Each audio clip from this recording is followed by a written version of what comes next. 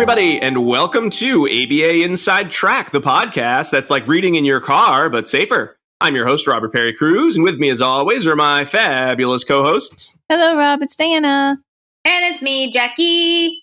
I know we've been doing this behavior analytic podcast where we discuss behavior analytic research and behavior analysis almost every single week for a long time now. And as BCBAs, we, love collaborating with each other. We love collaborating with other BCBAs.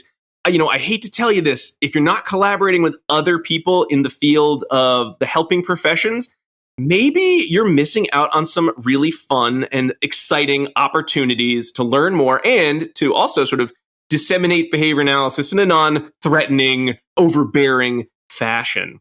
So with that in mind, we have a special guest that we have joining us on this episode that's all about professional collaborations, Dr. Erin Michaud. Erin, hello, and thank you for coming on the show this week. Hi, Rob. Thank you for having me. So, Erin, you are a BCBA, correct? I am. So it wouldn't be a very exciting show if we just had on another BCBA to talk about professional collaboration, because we've done that before. No offense to our previous guests, but come on, we're sort of preaching to the choir here.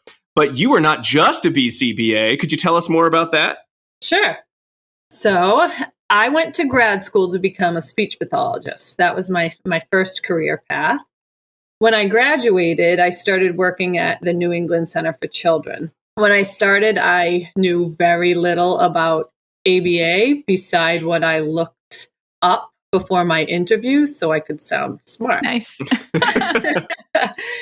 So when I got the job and I started working with BCBAs, learned a little bit about it, started learning the lingo, and then I decided I wanted to do a postmaster certification and get my BCBA. So I did that. And then I really loved it and decided to continue on and go for my doctorate, also in behavior analysis. But I did look into maybe going toward the speech pathology side of things for the doctorate. But I ultimately found an advisor, Dr. Amanda Karsten, who shared my love of language and behavior analysis. So I was able to tailor my dissertation to fit both of those things, which was great. So you're a real double threat, Erin, is what you're telling us. BCBA SLPs are called, right, Rob? Yes, but why don't you tell me? They're unicorns. Yes. There are a few of us in the department, and we buy each other things like unicorn notebooks. And unicorns are very popular right now, so we find things all over the place. Yeah, they're really having a moment. They are. They're so rare. BCBA SLPs are so rare, so they're so special. They do exist. They do exist. I'm going to get you some unicorn shoes. Ooh, thank you. I actually heard unicorn first from a parent, and I thought she was just sort of coining the phrase, and no, it was a thing. SLP BCBAs, unicorns. Yeah. We're all very glad that you're here because you're going to be able to speak to both sides. I don't want to say both sides of the coin, like we're mirror images, BCBAs and SLPs, but you all know what I mean, right? We have somebody who actually has the training as an SLP who can add a lot more to our discussion of collaboration. Because my discussion of collaboration, especially if it's been a long day and it's nighttime and I got to record a podcast and I got to wake up and go to work tomorrow, my idea of collaboration tends to be like, I just wish everyone would listen to what I have to do. I study behavior analysis, ergo, I am the smartest person in the conversation, so do whatever I say. And doesn't always go as well as you'd think that conversation would go. You assume everyone would just say, oh, you're right, sorry. I know we went to grad school too, us OTs and SLPs and psychologists, but you better just, push us aside and just come up with the plan that will help everyone have a great time here and in the schools or, wherever I'm consulting to. And that's not really in the spirit of today's episode. So I'm going to make sure that I keep my best attitude about positive collaboration and don't get too grumpy or impatient and do my very, very best work. But I'm glad you're here. You can keep me in check too, Erin. So thank you for that in advance. I will. I think the whole idea is collaboration isn't something to be endured, but more so that you can learn a lot from one another. And our focus is always going to be client-centered, or it should be. So whatever's going to be best for the client is what's best for the team. And we can get there better by working together, even if we speak slightly different languages. Mm-hmm. For the audience, do you work as a BCBA right now or an SLP? That's a good question. So I work as both. Right now, I'm working as the assistant director of the speech and language department. So I supervise speech pathologists, but I also work for our home-based program, which is the early intervention, and I work as a BCBA. And those are like two different jobs. Like, how are you doing both of those jobs at the same time? That sounds like a lot. I know, I'm lucky. I like to be doing different things at all times or I get bored very easily. So my director sees that and lets me do that. Do you get paid twice for that, though? That sounds like you do two jobs, you're going to get 2 paychecks for that, right? I haven't figured out how to make that happen yet, but soon. Got a bill. I start at 6 in the morning and go to about 2, and then 2 to 8's the other job, I guess would be the only way. 2 salaries. All right, well, let's go over the articles that we'll be discussing this evening or this episode. So the first will be Team Collaboration, the Use of Behavior Principles for Serving Students with ASD by Donaldson and Stahmer from Language, Speech, and Hearing Services in Schools, 2014. Every time you say that, I think you're saying teen collaboration, like with teens. Teen collaboration too. They're going through a lot. I'm like, I need to listen in. Multidisciplinary teaming. Not multidisciplinary teening, but multidisciplinary teaming. Got it. Enhancing collaboration through increased understanding by LaFrance, Weiss, Kazemi, Gerenser, and Dobris. Or I feel like I said their name way too obnoxious. LaFrance! Maintaining professional relationships in an interdisciplinary setting, strategies for navigating non-behavioral treatment recommendations for individuals with autism from Behavior Analysis and Practice 2015 by Sir Matthew Broadhead, which longtime listeners will know we did actually discuss years and years ago in episode 26, how to talk to non-behavior analysts without really trying. But we thought it was a good time to sort of bring this article back up now that we've had many years to grow as professionals in sort of a different context in which to discuss that article. So it is a little bit of a repeat there. I love that we're still calling him Sir Matthew Broadhead.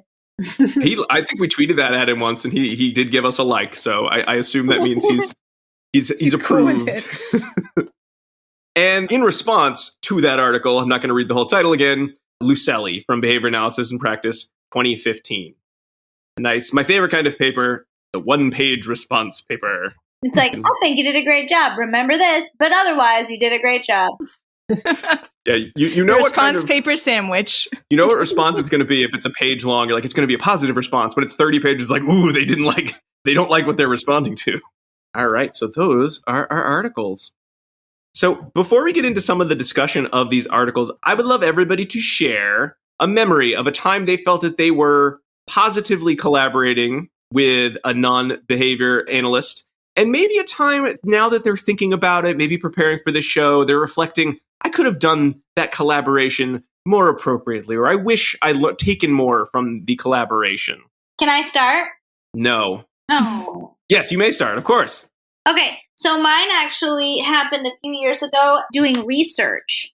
So I collaborated with a neuroscientist and a health and fitness instructor to do some research on young preschool children and looking at whether we could increase on-task behavior through either, and the psychologist was also a yoga teacher, through either yoga or high-intensity workouts.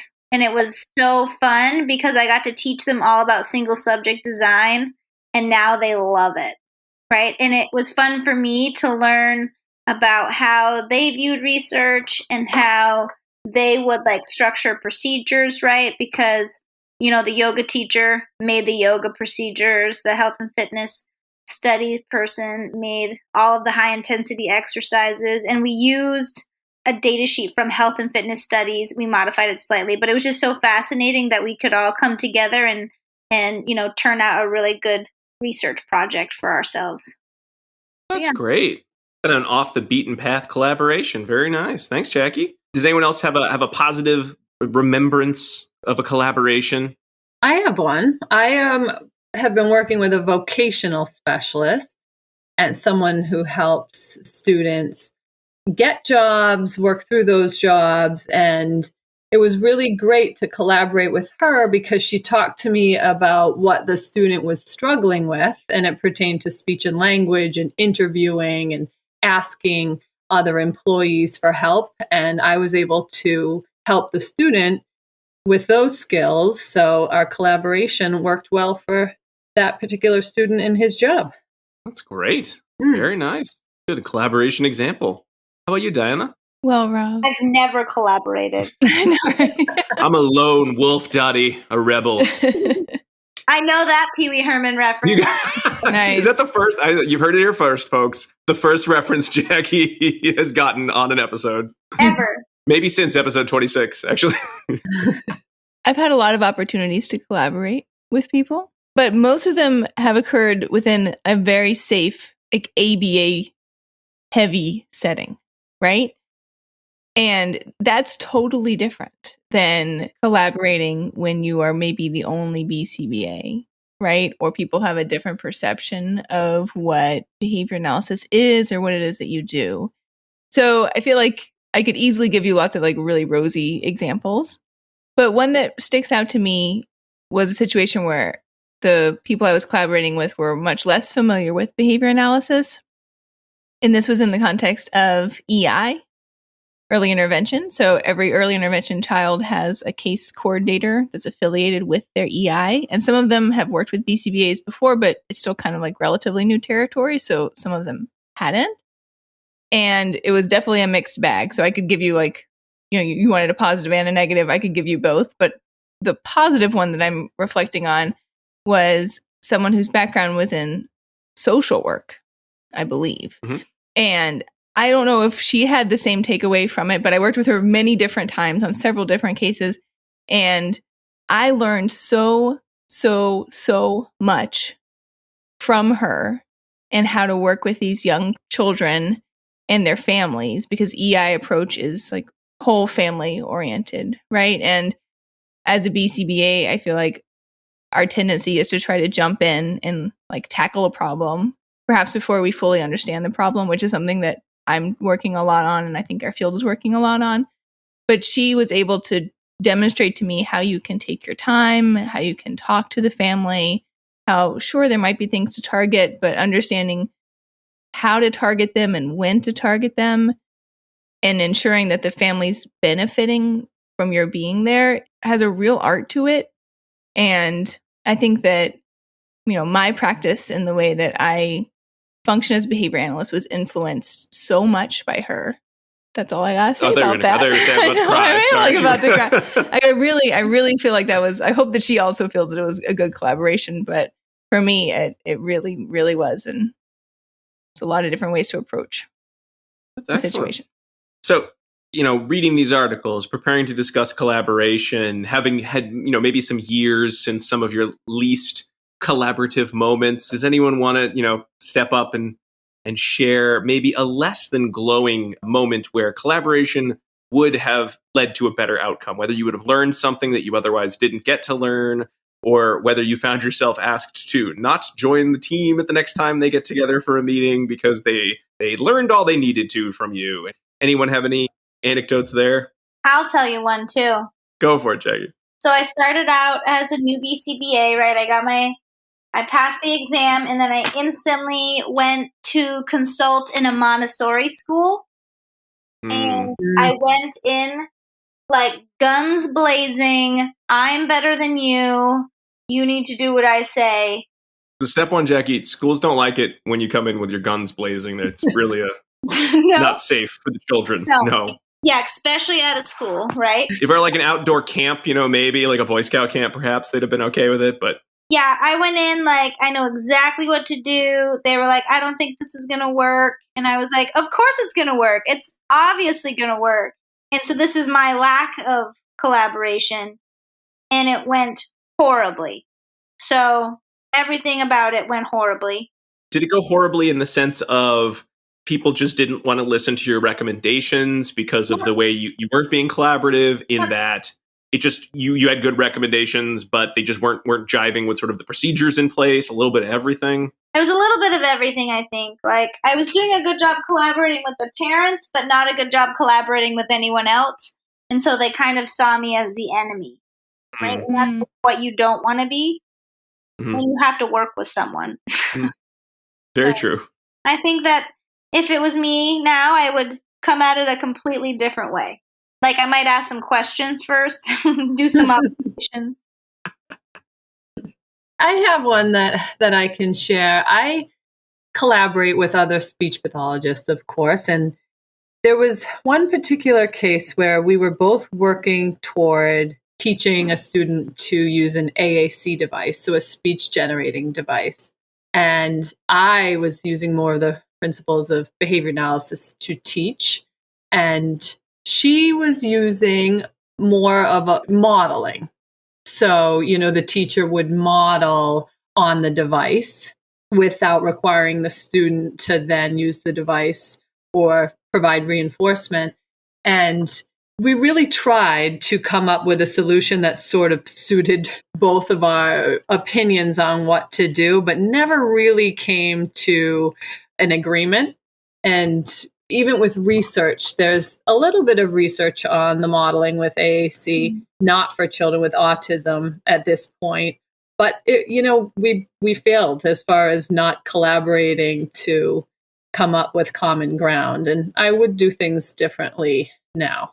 Mm-hmm. Mm-hmm. How about you, Diana? Anything you want to share? I don't know that I have a specific example, but again, working in EI, you work with lots of different folks that aren't necessarily thinking about things in the same way. So there were certainly times where there were EI providers who had a completely different philosophy. And once we met and saw that we did not share philosophy, we just didn't really interact and didn't try to even collaborate together, right? And that was on both sides, both of us. She was like, you're an ABA, right? And I was like, you do this or that. And we just kind of left one another alone, which, like I've said before, is probably not the most beneficial thing for the child so that they can have, continuum of care. So I don't have a specific example, but those did happen. Okay. How about you? We didn't ask you. So I worked mostly in schools through my career. So I think most of my collaboration has sort of been what I think a lot of BCBAs working in schools would see. You've got your adjustment counselor, your school psychologist, your OT, your SLP, special education teacher, general education teacher. So you're typically doing a lot of collaboration. And I think some of my favorite memories are when I'll work with someone, maybe, the school psychologist or adjustment counselor, to develop a more robust, social skills program or program to sort of maybe help a student with anxiety sort of deal with some common triggers in school and become, I'm blanking on the word, not immune, but sort of, become kind of attenuated to some of them or habituate to some of those triggers or to use a calming strategy. And it's very nice because it allows me to focus on what I'm probably better at in terms of just my level of training, which would be setting up data systems and supports and providing some level of training, for carryover, maybe with paraprofessional staff, and then allows like the psychologist or the adjustment counselor to run the sessions themselves. Some have been really great with, coming from a background maybe where they were clinical practitioners, maybe like outpatient therapy. So they have a good sense of sort of some of the systems they might use in terms of, like a cognitive behavioral therapy approach. I think some that's not their training background. So I think some folks really appreciate having an individual who's like, I'll help write up a treatment and it'll be really systematic and very detailed. And then they can use that framework, but they can bring their own level of empathetic listening, their ability to have, conversations with students in ways in which they're able to sort of like move towards a goal without it seeming like there's a goal. I don't know about all of you, but when I'm working with a student, it usually, if I don't think too much about it, it ends up being like a DTT session, which is not great if you're trying to work with someone on, a mental health issue of like, we're going to repeat this over and over and over, and you'll give me the answer, and then I'll say good job and give you a token. Like, it doesn't really work that way. So those have been some of my best collaborations. I think my worst collaborations, I'm going to just be kind of like you did, Diana, kind of generally, in that I think in preparing for this episode even, I took a nice, look around and thought, as many times as I feel I have collaborated well with other professionals, there have been so many times where I just didn't bother. So it wasn't even that I didn't collaborate in that I was nasty or mean, or the people that I was on a team with from other disciplines didn't enjoy working with me, or I didn't enjoy working with them. It's just that I kind of didn't think about them in terms of let's work on things together so much as let's all do our own things. And at some point come together and talk about what we're all doing. And then we'll kind of go back to our corners, and not in any nasty way or any sort of a rude way, but just sort of not even bothering to take the time. And I think that's what I'm most kind of sad about in preparing for this, because I'm thinking, how many things could I have learned and how much could that have helped me as a professional either disseminate my field or learn the differences between how other people become professionals in their own fields, so I have a better understanding of what people are bringing to these team conversations, rather than just assuming I know what it is and then going back and saying, well, it's all behavior, so who cares? I know what's going on. So that's sort of my kind of, worst collaboration. And I hate to say it's somewhat of an ongoing worst collaboration, in that I haven't fully solved how to, meet that problem. But I think tonight is going to help with some good ideas as to how to become a better collaborator. Yeah, I think you have to be intentional with your approach to collaboration, or otherwise it just doesn't happen, like you're saying, and we end up operating in our own silos, right? And not finding those opportunities to work together. Well, now that we've had a chance to share a little, general information about collaboration, let's take a little break. And then when we come back, we'll get right into the research, including some fun questions about how do you become an SLP? We'll be right back.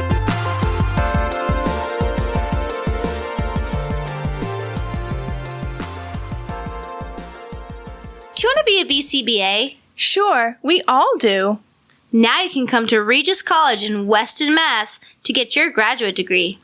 Choose from any one of these courses: Masters of Science in Applied Behavior Analysis, Masters of Science in Special Education, dual degree in Special Ed and ABA, or be eligible for your postmaster's certificate. You can complete your degree and be ready to sit for the exam in 2 years. And our 2017 grads had a 100% pass rate on the BACB exam. Come enjoy practicum placement support, ethics mini handbooks, PhD level professors, small class sizes, and a service trip to Iceland. If interested, don't delay. Supplies are limited. Learn more at regiscollege.edu. Again, that's www.regiscollege.edu, regiscollege.edu. One more time, www.regiscollege.edu. See you there!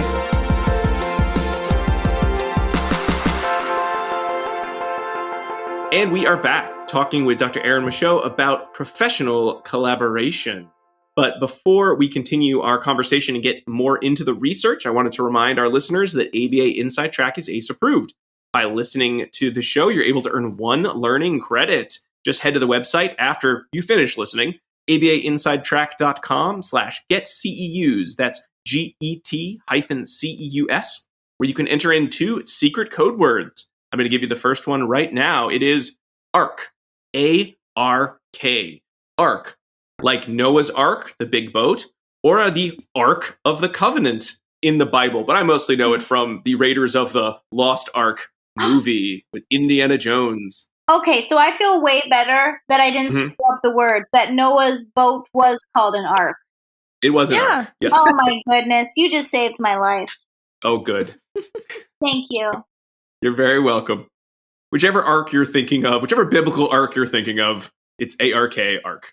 All right, so we're done kind of sharing kind of our anecdotes about best of times, sharing. Worst of times, collaboration. It's all research from here on out. Although actually, the first research article is going to require more sharing from Erin.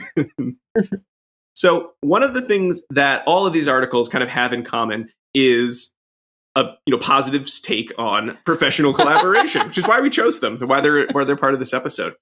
Really kind of a common theme, and we'll see this in the LaFrance article that we'll be talking about next, is the idea of, as a professional, as a behavior analyst specifically, it's important for you to understand where it is that your colleagues in other fields are coming from in terms of how did they become a psychologist or SLP or OT or teacher? What's their philosophical underpinnings? How do they practice their science? What are their typical roles on interdisciplinary teams? Because the more we know about how other people sort of came to their field and came to their training and sort of see the world in terms of their science, the more we can see what they're offering as a strength rather than a different other that we're terrified of. And it isn't behavior, so we don't like it at all.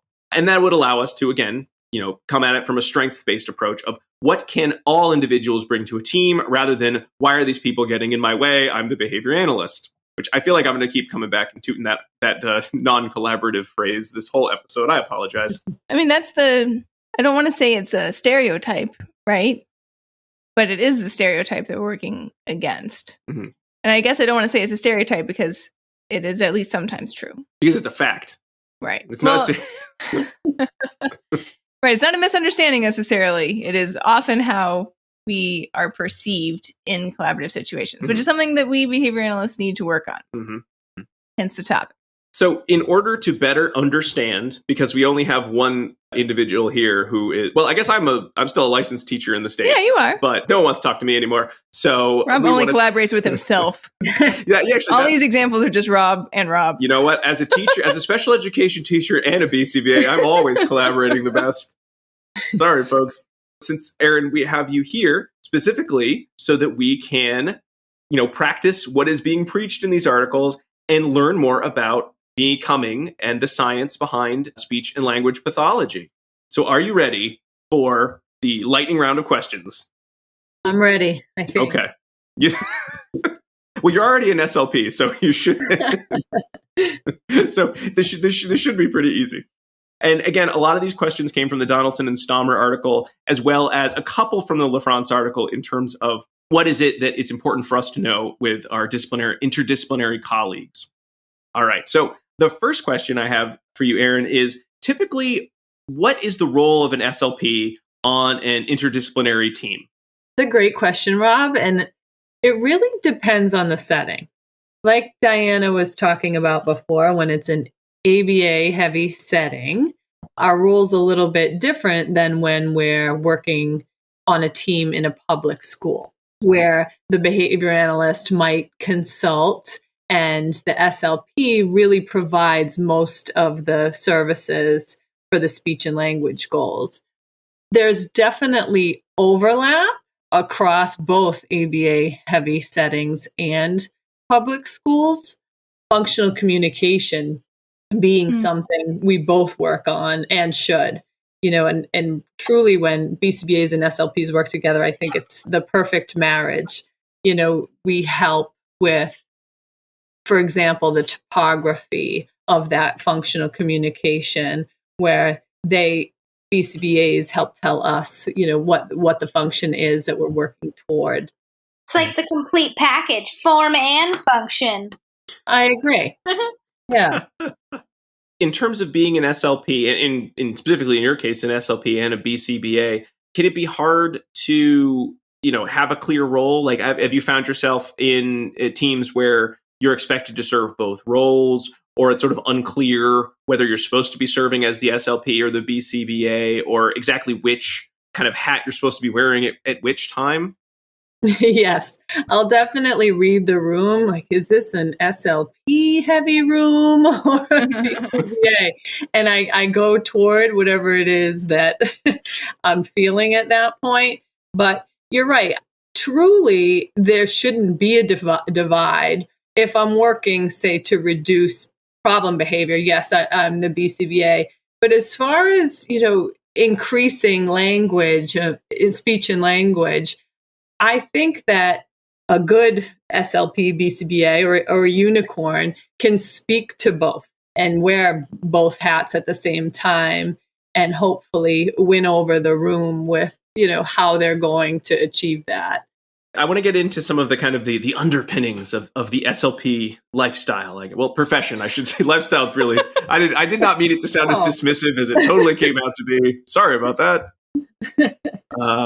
So I didn't think that sounded dismissive. I thought it sounded cool. Oh, did it? You made a face like it sounded not cool. Like, Rob, that's so, why are you poor Erin, she comes on the show, she's giving up an evening, and you're like, your little lifestyle SLP thing you got going here. Right. Like, not at all what I meant. Talking about my lifestyle. Right.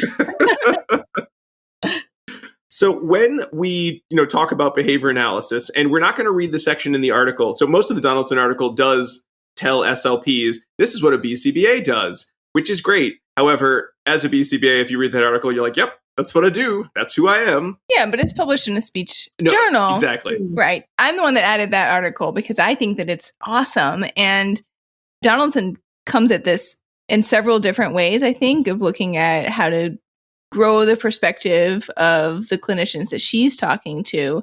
And I think that we as behavior analysts should read these types of articles because we need to be doing the same thing that she's doing, but in reverse, right? So we should be writing articles for our group to say, like, this is how we need to collaborate with SLPs. Mm-hmm.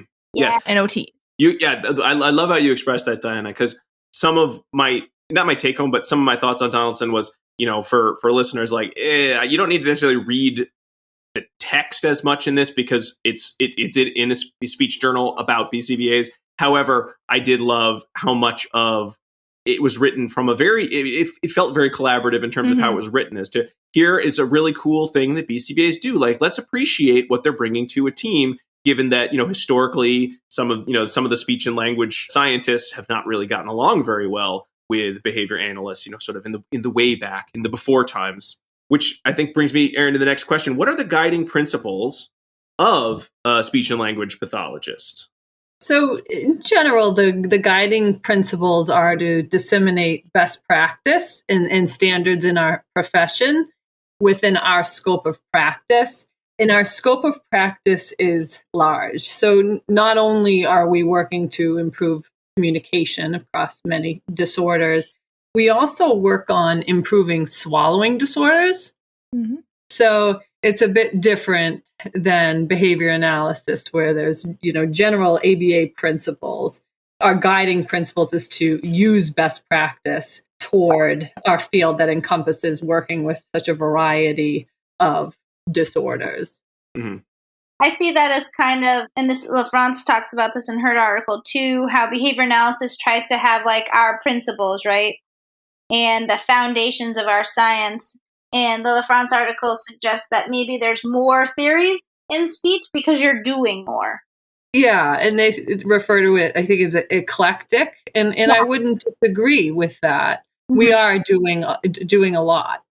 Like, so Erin, you mentioned, work on swallowing, functional communication. What are kind of some other common activities of the speech and language pathologist? And I'm sure that that's, of course, going to change across settings. So, if you have sort of, different activities across different settings, I would just, love to kind of get a sense of the gamut of the service that an SLP can provide. So it's interesting how, it was described in the article that BCBAs do discrete trial, maybe incidental teaching, maybe task analyses. And I tried to think of the equivalent of how I could talk about what we do. And we do have some terminology that coincides with behavior analysis. So milieu teaching is very similar to incidental teaching. Mm-hmm. But we don't have specific activities that sort of overarch each disorder. So if you're looking to improve articulation, there are many different programs that you might use, or you might combine those programs depending on the individual. What you really learn as a speech pathologist is the norm, that, the typical development, what it should look like. And certainly we learn techniques on how to improve it, but not as a science like the ABA principles provide. So in terms of kind of like trying to sort of conceptualize like the science of speech and language and sort of how that fits into, say, like the training of a speech and language pathologist, I was very surprised in both looking at the LaFrance and the Donaldson article, like how much training went into becoming a speech and language pathologist, and not all of it necessarily as specialization, and the focus seemed to come much later in the training. And so it seemed like there was just a lot that had to be learned before you even kind of set foot into, and now I'm working here and I'm going to start doing my work. Am I reading the LaFrance article right? Or is that really the experience of the SLP, where there's just a ton to learn and then you sort of over time get more and more specialized in terms of, where you do your field work? Or am I misunderstanding? No, Rob, that's exactly right. I mean, I went to grad school with friends that work in California with voices and accent reduction, or teaching accents for Hollywood. We learned about that in Singing in the Rain. Yeah. Or in the hospitals doing modified barium swallows. And when I recommend the field of speech pathology to people going to school, one of the things I always emphasize is that you'll never get bored with what you're doing, because there is so much you can do. There's so many disorders. There's children, there's adults, and that comes with many fields. But the field just spans across so many specializations, and you really learn about everything in grad school to an extent. But then when you do your postgraduate studies, you sort of specialize in what you're going to be working with and really dive into your scope of practice. Given that you learned so very much so broadly in graduate school before kind of narrowing down the scope of your practice, I would love to hear, is there anything that you remember from grad school that at the time, or as you were sort of, getting into your fieldwork, thought to yourself, that was so pointless that I ever learned that you've years later then had to say, man, I'm so glad I did that accent, that I had that accent class. I'm sure it wasn't a whole class, but you know what I mean, that just something that just came up that you never thought you were going to use again once you started specializing more. Hearing. So that's another part I haven't even mentioned. You do learn about hearing science. And I've found, working even in the early intervention population, some of our students might have hearing loss or a hearing disorder. And now I'm able to read an audiogram, no problem. And I used to think, I am not going into, I'm not going into audiology. There's no point to doing this. And now I look at those audiograms and I'm so happy that I can still read them. It's like reading music. So yeah, that's definitely something. Or even reading. I never thought I would go into reading, and I really haven't, or teaching reading, but it's something I've certainly been happy to have a background in with my own children now. Mm-hmm. I found learning about reading myself in special education to be very helpful for being able to sort of like get started on reading and like what are some patterns of errors that I've seen in the past that I want to try to avoid. So I'm guessing it's a bit similar. Well, actually, you know what? I'm guessing, is it similar in terms of speech and reading? I'm curious now. It's got to be similar. You mean like phonics and? Yeah, there are similarities, and we see sometimes when there's a language delay at a really young age that correlates with a reading delay or can correlate later.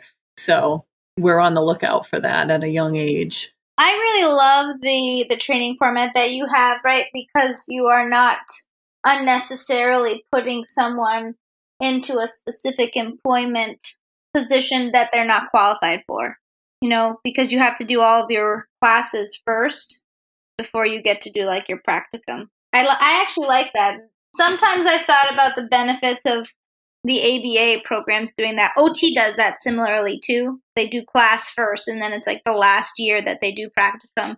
And it's a lot of practicum across lots of settings. And so I think I kind of like that idea of getting some knowledge underneath your belt before you're thrown in. But unfortunately, right, with ABA services on the rise and the demand for someone to work with kids, I think we don't really have that opportunity right now in the field of ABA to like have students be in grad school without working, because then there may be fewer people to actually work with children, right?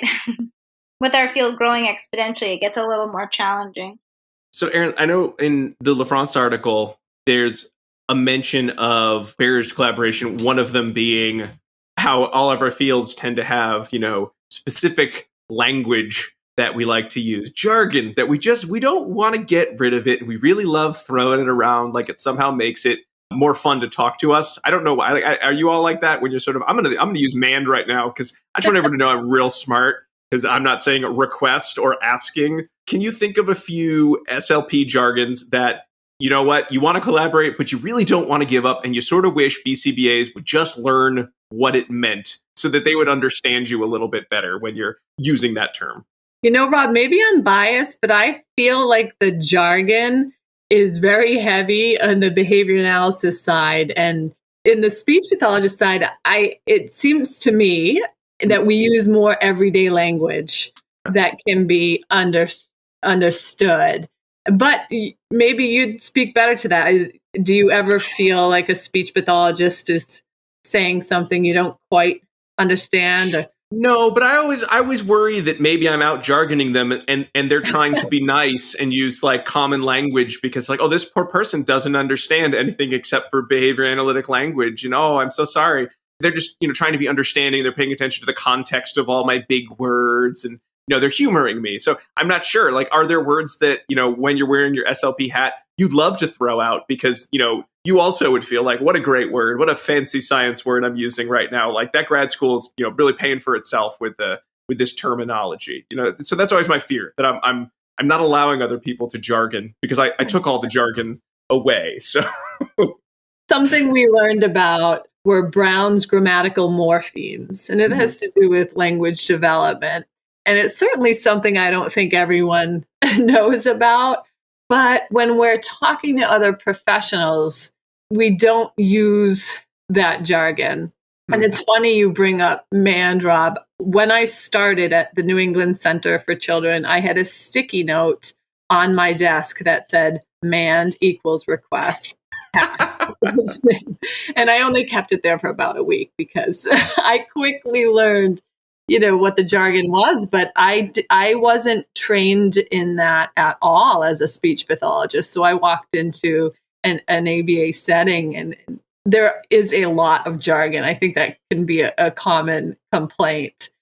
I even did it the other day with a parent. I was talking to them and I used the word dual relationship and then suddenly stopped and said, I'm so sorry. I'm teaching an ethics class and we've been talking about dual relations, but what that means is... Right. Yeah, I tend to do that sometimes on purpose, Jackie, where I'm like, if I say it and then, do the little like comma, the synonym of the common way that I, most people would have explained whatever I just said my one word in. And I keep thinking I'm doing it because isn't it great for everyone to learn new vocabulary? I might just be doing it to be like an annoying pedant. So I'm a little nervous that maybe it's not coming off as I intend. I'm going to get my social validity questionnaires out there, double check on. I do that too, Rob. I'll say a MAND or a request. Kind of, as long as you're explaining what your jargon is, you're good. I think it depends too. Is I feel like there's always this like subtle smirk in my voice. Man, a request, like that's a little word for you there. Hoi polloi. You don't know my behavior analytic language. All right, but it's weird. What? All the verbal operants are weird. No one knows what they are. Yeah, they're very weird. I presented at ASHA, the conference, the speech and language conference, with two colleagues, and we translated basic ABA terminology and what behavior analysts do into speech and language terms, and it was very well received. Great idea. Yeah, it was good. Everyone was like, "Oh, that's what that means. That's what they're talking about." I'm sure it was a very appreciated service for the fellow SLPs. So, Erin, a few more questions on the hot seat. You're doing great. Don't worry, and then we'll move on. In the Donaldson paper, there are kind of a lot of recommendations made about areas for more meaningful collaboration. One of the ones that I know jumped out at me is the idea of helping BCBAs when we're working on communication, or when SLPs and BCBAs are collaborating to support the communication of a student or a client, kind of looking at appropriate developmental levels. I know that you said there's not a lot of jargon. However, this section did have a bunch of terms like pre-intentional behavior, intentional behavior, unconventional, pre-symbolic communication. Are those terms that are commonly used, or was I supposed to know what they were and I just wasn't paying close enough attention? No, you got me there, Rob. You're right. That is jargon. Okay, I wasn't trying to catch you. I was objection, Your Honor. The witness said there was no jargon. No. I just was. Right. I just sort of they popped up in my notes, and I remembered these terms seemed very helpful, but I didn't understand them, and I wasn't sure if it was a me problem or just okay. It was funny when I was reading over those terms in the article. I don't think I've really looked at the definitions since grad school. Okay. I remember what they are, of course, but no, they're not commonly used. Would you like to know what they are? Yes. If you want to pick like a few of them, yeah. Maybe you don't have to go through the whole list. Maybe, yeah. Abstract symbol use. That one was abstract. What is abstract symbol use? And that's within the pre-intentional behavior? Yes, I think so, yes. Yeah. So it basically goes from birth up through 24 months, and there are lengthy definitions for each sort of pulling apart each part of the vocab word for pre-intentional behavior. So that would be if communication behavior not under control. So facial expressions or sounds that occur from around 0 to 3 months. And then you go to intentional behavior. So that might be when you start controlling those facial expressions and vocalizations around 3 to 8 months. And of course, we talk, about that stage where we're talking about babbling and vocalizations, but not using this terminology, or at least not the speech pathologists I'm around. And then the unconventional pre-symbolic communication, which is maybe what you meant. That's the facial expressions still, and then maybe tugging on a shirt. So it's, okay. Yeah, makes sense. Right, around 6 to 12 months. And then you get into the conventional pre-symbolic. So that's more conventional, pointing, maybe nodding a head or shaking a head around 12 to 18. Then concrete symbol use. So you start using symbols that might represent something like, for example, making a buzz sound to represent a bee. Abstract symbol use, speech, manual signs, 12 to 24 months each-ish, and then language use. And that's really when you get into that post-2-year-old language where you're combining 2 and 3 word combinations. Okay. So I won't earn any brownie points if I sort of throw that out there. If we're working with a student who's using, a lot of that kind of that tugging on to communicate, and I say, what do you think would be the greatest target, given that we're looking at unconventional pre-symbolic communication? Are they going to be like, I'm so happy I'm working with you, Rob? Are they going to be like, did you read a pamphlet, dude? What's going on? I don't think they'll remember that from grad school either. So it might actually be like, gee, this guy keeps coming up with more jargon every time. Right. That's more ABA jargon. It must be. So we sort of talked about, great areas for collaboration. And so, communication jumps out as one, or helping look at targets. Are there other areas that BCBAs and SLPs should really be collaborating that you feel like just they're missed opportunities? We discuss, functional communication, and then we're like, anyway, see ya. That's all we're going to do. Are there areas that we're just totally missing when it comes to meaningful collaboration? Well, like you said, with communication, we learn so much about development and can really put that to use as to, choosing targets and what comes next. And we take an entire class on articulation and, phonetic transcription and the development of sounds and just picking those targets. Consulting with an SLP can really be helpful. Also, social skills. We really learn quite a bit about social skills. And I think that behavior analysts do too. So I think it's something that's great to collaborate on. And I mentioned before the example of AAC, working with a speech pathologist. And we learn a lot about how to choose what AAC, again, that's alternative augmentative communication. I'm sort of referring more to speech generating device, but AAC can also mean signs or picture exchange communication, PECs. But we do learn so much about the AAC systems that it'd be great to consult with the speech pathologist, not only about which program to choose, but how to teach. I'd love to talk a little bit more about SLPs and social pragmatics, because for me, and sort of coming solely from education and then behavior analysis later, usually when I'm thinking of social skills or social skills training, I'm thinking about it as, discrete behaviors that occur based on, cues in the environment and, facial expression cues. And I know when I started working in schools, I was always surprised that for students who had social skill deficits, the speech and language pathologist would be working on the team and they'd be talking about social pragmatics. And I sort of always was coming from this perspective of, well, there's so much more to social behavior than just the ability to produce communication around social skills. And again, as I've gone on, I feel like I'm giving SLP short shrift in terms of I'm misunderstanding sort of what they learned about social skills through social pragmatics. So would you mind sort of kind of helping clarify for me sort of what roles SLPs typically play in terms of helping to develop social skills of clients? So back to the development, we learn the typical development of social skills and, maybe where a child would be at a certain age. And we assess that and see maybe what they're missing. and we would work on those particular skills. There are also a lot of manualized treatments around social skills that outline all the different skills you could work on, maybe in a group setting. Sometimes the best format to work on social skills is within those groups. So we have those manualized trainings that help sort of facilitate those groups with students that might lack some of the social skills needed in school or anywhere else.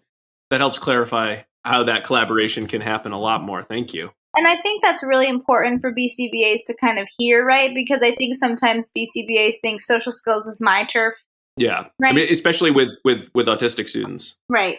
And so I think hearing that you've received training in it and you know what you're doing is very helpful.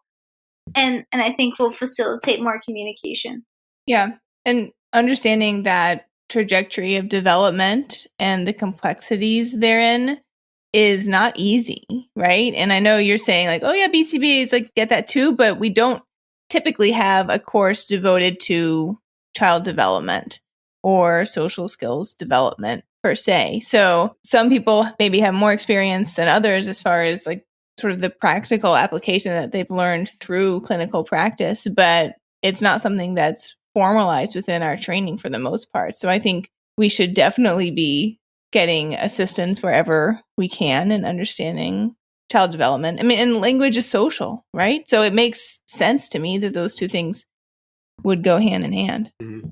Yeah, the SLP might have resources to share too, to help guide, what to work on next or how best to target certain social skills. My last question, and then we'll move on to the LaFrance article in a little bit more depth. But what is, you think, the greatest area that an SLP could collaborate with the behavior analysts? And as someone who serves both roles or is often serving both roles either at the same time or, at different times, saying, come on, behavior analysts, get it together. Here's something SLPs have to offer that you're totally missing out on. What would you say that would be? I have to go back to development. I think the way we choose targets based on everything we've learned really is in the client's best interest, and helps with that more natural language development. And it was in an article that said, it might not just be a request, more chips, but we might expand with verbs and know where to go next when a student has, a certain amount of targets mastered. And it's such a big focus of our training that we really can help with that and the articulation targets. Well, Erin, thank you. You're off the hot seat. I'm going to throw Jackie on the hot seat now. So we don't have a psychologist. We don't have an OT here. We all read the LaFrance article and colleagues. So you're going to pretend to be a psychologist and an OT, and you're going to tell us everything we need to know to better collaborate with them based on the LaFrance article, who is, I think, based on the publication of Behavior Analysts.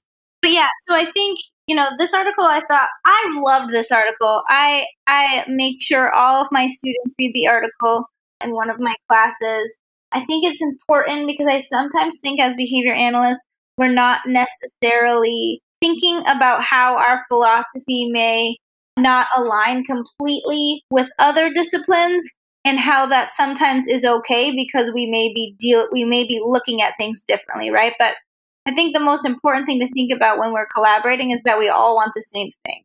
So we may get there differently, but it's important that when we are collaborating, we're increasing the communication between the team, we're sharing goals, we're problem solving across all the different disciplines to make sure that if someone else has like a better idea, right, of something that's not working, we can use that.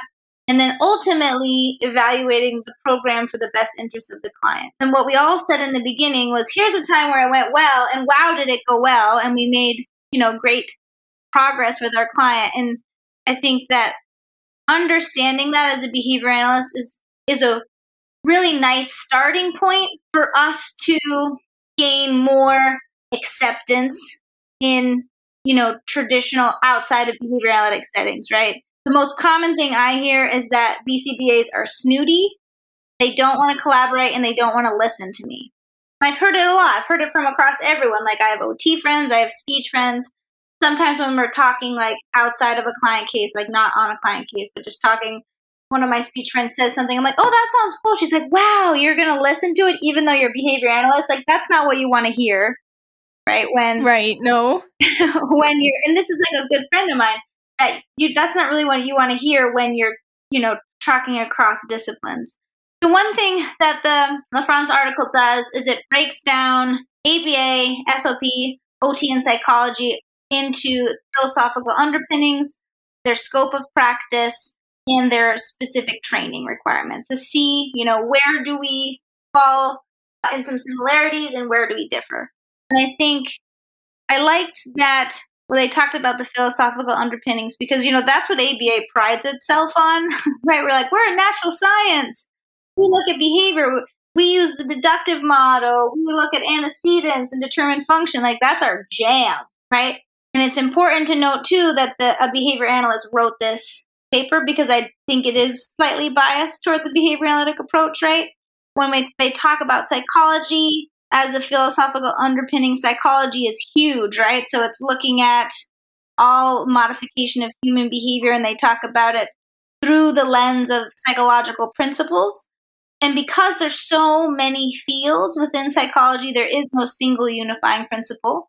They use the hypothetico-deductive model where they develop a hypothesis first. That is fun to say, by the way. Oh, yeah. I think I'm going to try to say that tomorrow in regular speech and see what happens. Nice. Have you tried some hypothetico-deduction? Someone has a question, like they don't know how to get the answer. It's like, it's easy. We'll use the hypothetical deductive model. I'll put my finger in the air. Well, it's like I told you guys that I kept writing hypothetical, right? For like a hypothetical ethical situation. Hypothetical. I think you buy the hypothetical deductive model at Mr. Megorium's Wonder Emporium. They're just looking at things a little bit differently, right? And that's okay. Quick interjection though, Jackie.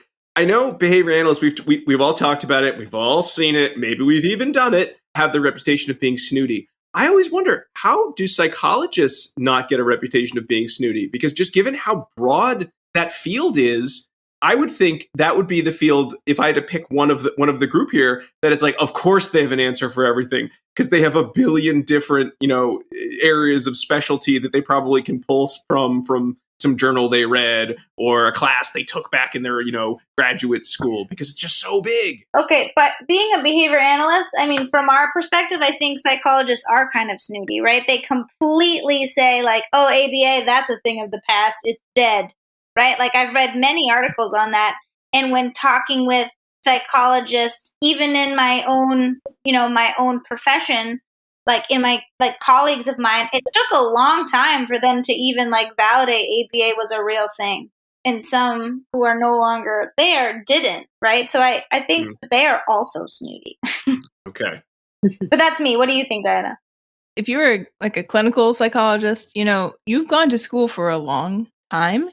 And when you go to school for a longer period of time, you have the opportunities to complete your schooling and also do a larger breadth of experience while underneath the umbrella of still being a student. And I know we already touched on this, but the fact that our schooling for behavior analysts is so short, you just don't have that same luxury, right? So you're being sent out into the world to represent behavior analysis while you're still, quite honestly, learning a lot about it yourself. So I think that in some ways, maybe psychologists kind of earn their snootiness a little bit more because they've gone to school and worked out some of those kinks maybe while still earning the title. The Freudian psychologist probably worked out a lot of the kinks. Oh, Diana, when you're looking at the philosophical underpinnings of occupational therapy, I love theirs. It's like the therapeutic use of occupations. And they're like, this is everyday life. Did anyone else not know that's what occupations referred to? I think this is the first time that I figured, I understood, occupations, I get. Right. Like that feels like a jargon word that isn't meant to be a jargon word, but that's how it read to me. And I was so excited to finally have a definition. I did, but only because I didn't mention this at the top of the show. I've actively been collaborating with the OT department that we work with to have our students work together. And I attended the What is OT talk And so then I learned, oh, that's what you do. Now we know. Just life activities. That's what that occupation. I was like, with like their jobs. It's not like vocational. Yeah. It's just, yeah. How you're occupying your time, I suppose. I knew as well only because I'm good friends with the OT director. But before that, I didn't know. He's really informed me on OT stuff. He explains it well. He does, yeah. Erin, did you also know that's what an occupation was? And I'm just the uncollaborative dum-dum in the group here? Only because I work heavily with the OT department at the New England Center for Children. So if any OTs have ever worked with me, I apologize. I've never been collaborative because I never bothered to learn what occupation meant. I'm very sorry. It's okay, Rob. You keep growing. You were today years old. That's like my favorite thing to say, even though I'm so old. Yeah, and so really, theirs is quite straightforward, right? It's the therapeutic use of occupations, teaching them participating in roles and situations in the homeschool, workplace, community, or other settings, whatever those may be. So I like that. And so here, we don't really have a lot of overlap when we're looking at philosophical underpinnings, right? But Right. I don't think that's a problem, right? If we understand our if we understand our own philosophical underpinnings and recognize that someone else's is not the same, I think it's our responsibility to take what they're saying and then translate it for ourselves into how we would see it. Right? I don't think it's their responsibility to do that. So if someone says, oh, I'd like to do, I don't know, something that you would do, train this using this, I would think, okay, why am I doing that? To use reinforcers, right? To use that sort of thing. To tie it to the principles. That's my job, to be a good collaborator, to not force someone to then change their language to talk to me. Mm. Right? So I think that one is not insurmountable. Just saying. Then they talk about the scope of practice. ABA is singular in nature, as we all know. We should only be doing behavior analytic treatments, which look to demonstrate functional relations and use evidence-based treatment. The authors were really specific that eclectic treatment should not be used within ABA. Psychology, however, because it's so large, includes everything. I did like that. They're like, basically, anything you can do in psychology as long as you have training. Mm-hmm. And Erin said it really nicely with SLP, all of their scope of practice. And OT, again, is very singular in their focus, the use of daily occupations as both an intervention method and an outcome measure. So I think there we have a little more blurring, right? Because behavior analytic treatments could also be treatments used by SLPs and OSTs, depending on, how we are looking at the behavior and what our outcome measures are. I mean, similarly, we all really have specific requirements for training, including practicums and working, but they do vary. Like we talked about how OT and speech do more coursework first and then complete their practicum. And then I think the crux of this article is it is long, but their tables are fantastic, right? They outline specifically where they got their information. I think the main crux of this paper is that we need to know where someone else is coming from in order to then work with them effectively. And if we have no idea what an SLP does or an OT does, it's going to be very difficult for us to say, hey, why don't you collaborate with me on this? Because we don't know. Just like the social skill thing, right?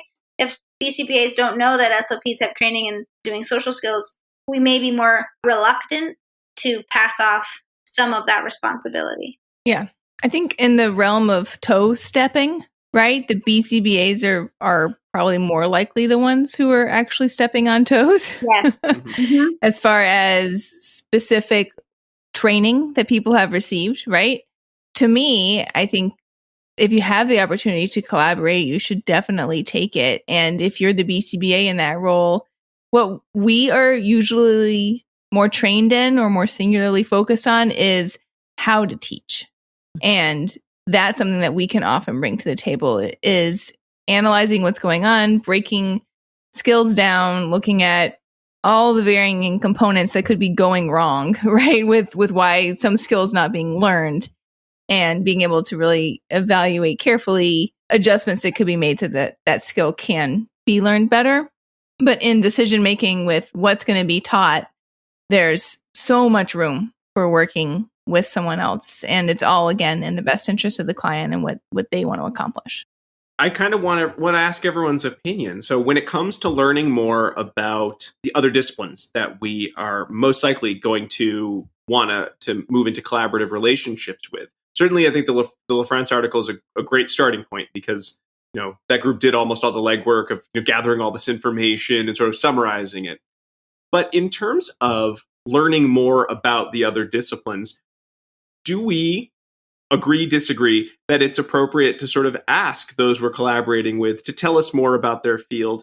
Is that going to come off as I'm someone who wants to learn more about your field because I have a genuine enthusiasm and interest in learning and working with you and making sure that I'm thinking about all your strengths? Or is that a situation in which it might come off as condescending or rude, like you don't know what I do? You behavior analysts, you think you know everything. Like, what are your thoughts there? Because I know I would just love to be able to say, oh, I'll just say psychologist. Oh, I'd love to hear more about your background in training and sort of, what field of psychology you're coming from. And I would try to say it and sound as genuinely interested as I could be, because I am. However, would it be perceived that way? What do you all think?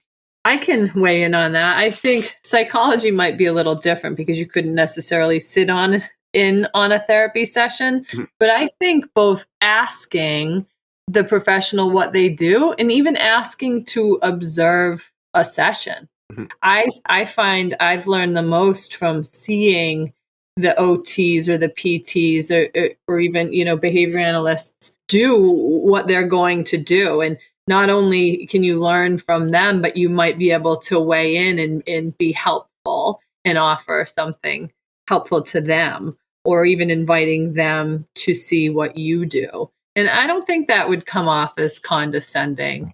People want to show off what they do if they're proud of it, and then I just think that opens up the collaboration. Mm-hmm. Yeah. I like that thought, Erin. If people are doing a good job, they probably want to show it off. So, give them a chance to show it off. And then, you can only benefit from learning more about what they're doing.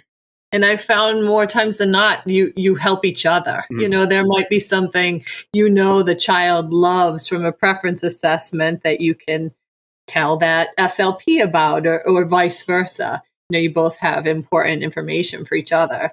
To swing by the Broadhead article, just real quick, right? This brings in that flow chart as well, because they say if you're being introduced to some new training or some new treatment, that you don't know anything about, the first thing you need to do is learn mm-hmm. about it. You're not supposed to just outright reject something, right? So you need to learn about it. And that would be the perfect opportunity to say, I've never seen this before. Can I sit in with you? Right. And very often in that process, you're then going to be able to take a look, observe like the behavior analyst you are, right? And break it down and say, oh, okay, this is what's going on. I can now take this and interpret it into behavior analytic language. I can understand the principles that are at play here. Because 90% of the time, it's all the same stuff, right? If something works, it's because there's been prompting and reinforcement and fading and generalization occurring, right? We just call it all different names in different fields. You can take a look at it and say, okay, I understand now. I see what's happening here. And that's going to allow you to bring yourself to a new place of understanding. And when it comes up in the next team meeting, say, oh yeah, like we can totally do X, Y, or Z thing. It makes sense to me. You call it something else, but it doesn't mean that it's detrimental or harmful. Yeah. I think to go into the Broadhead article a little bit, Dana, and I know we're running long on time, so we're not going to be able to give it a full analysis. If you want a bigger summary, episode 26, way back when, we all sounded so much younger, I'm sure. One thing that I know I read into the article this time that I hadn't before, and certainly in the lens of we're talking about collaboration for this episode, was the gist of the article, like you said, it's about, well, how do we learn about what other providers might be suggesting in terms of treatment when they're suggesting non-behavioral treatment? Are we running the risk of an ethical violation on our part? Are we running the risk of harm for the client? And certainly the focus is on doing no harm to our client. And luckily, I think anything that might cause harm, most professionals would agree, let's take a moment. However, it's not always that easy because someone from a different professional background might not see harm the same way that a behavior analyst might see harm based on our training. One word that jumped out at me that when I read this article the first time made perfect sense, but I was a little wary of this time in terms of collaboration, was the idea of thinking about those non-behavioral treatments. So another provider, thinks of a treatment and be skeptical. And I think that's a dangerous word for collaboration, because I loved how you were phrasing it, Diane. And I think how Broadhead was trying to phrase it, the idea of learn more about what that treatment is. Is it possible to translate into behavioral principles? But I think when we go into that process with a skepticism, we are going into that process with the idea that this is a stupid non-behavioral treatment, and I'll learn about it because I have to, so that I can stay on this team. But at the end of the day, I'm either going to translate it into my principles because my principles are the best principles, or I'm going to find out that it's really, really stupid. And it's going to be harder for the person to get mad at me when I tell them your treatment's stupid because look at all this work I did to demonstrate how stupid you are. So I don't think that was the intention of the article, but I did read a little more. That's not the approach. But I read a little more into that word, and I could see someone, because I know I did the first time I read it, missing that subtlety of skepticism is not the same as a cynicism. Coming at it from a perspective of I want to be more educated so that I can continue doing my best work for the client and with this team, rather than I need to prove or disprove what this other individual is saying. Again, if there's definite harm, there's definite harm. That's what's number one in this whole flow chart. But if there's not definite harm, make sure your skepticism is one based on an interest in meaningful collaboration and the well-being of the client, rather than, just another way to assert your superiority as a behavior analyst. So that was really well put. Oh, thank you. Why don't we wrap up there? Because I said my smart thing, so I don't have any more. To say. Quickly end the show. Let's move into Dissemination Station. We've been talking all about collaboration. We've been learning about different fields, most specifically from Erin about the background, the training, all the things that SLPs can bring to a collaborative professional relationship. I'd like for Dissemination Station today, if we could all sort of share from this research, from our own practice, some ideas related to how to best promote collaboration in our professional interactions with others as behavior analysts with other fields. Like, what are sort of the big take homes that you think, if you only remember one thing from this whole episode, here's the one to remember when it comes to collaboration? Mine is that BCBAs are not always right, that we need to take others into consideration when we are looking to develop goals. Erin or Diana? Kind of like I said earlier, 90% of the things are going to be the same or similar enough, right? That we're basically all talking about the same thing in different ways.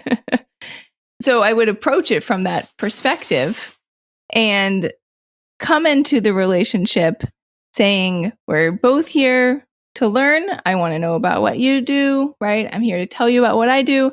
It's all in the approach, right? So the same thing is going to play out and happen in the two of you serving this client together, basically independent of your attitude towards it, with the exception of your relationship with the other collaborator, right? And that's what can change based on the perspective that you bring to it.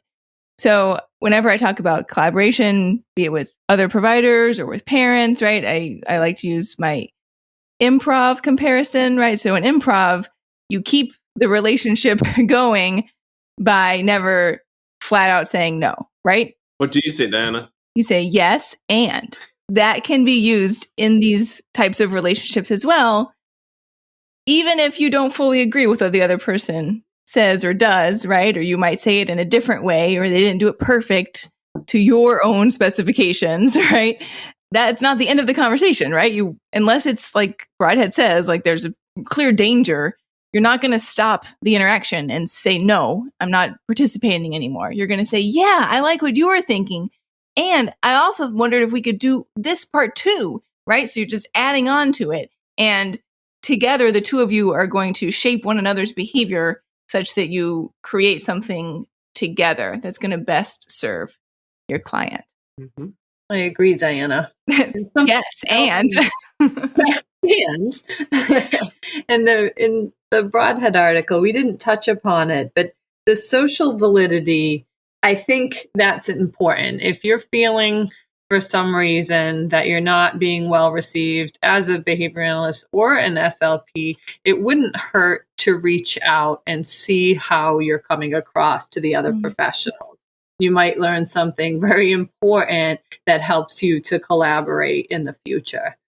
I completely agree, Erin. And this actually is the first year that I finally said, you know what, I'm tired of reading about all the social validity articles, how important social validity is. And I'm just gonna do it. And I started telling everyone, I'm gonna be sending you some questionnaires. Maybe not the best way to do this, but on how you think I did and whether I explained myself well or whether I, over jargoned. And I would just love to hear from you how working with me was.